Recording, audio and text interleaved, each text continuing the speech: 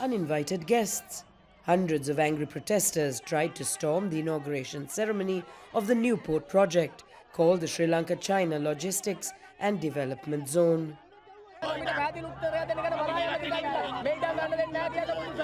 Protesters fear a Chinese colony is being created and the government will take their land to build industrial zones set up with Chinese investors.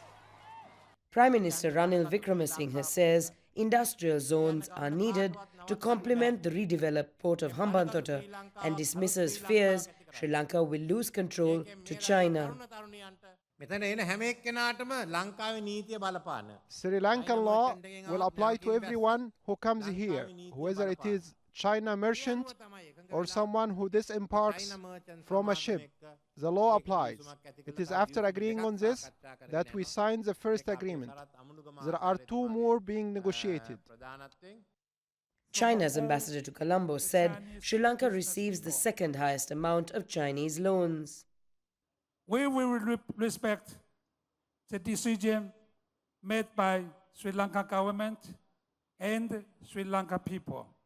The previous Sri Lankan government built the new port at a cost of $1.3 billion with the help of Chinese loans. Those loans are due for repayment this year. The Minister of Development Strategy and International Trade has been a key figure in the lease negotiations. He told Al Jazeera that there was little choice due to crippling debt. We had to come up with some kind of a plan to make this a viable venture.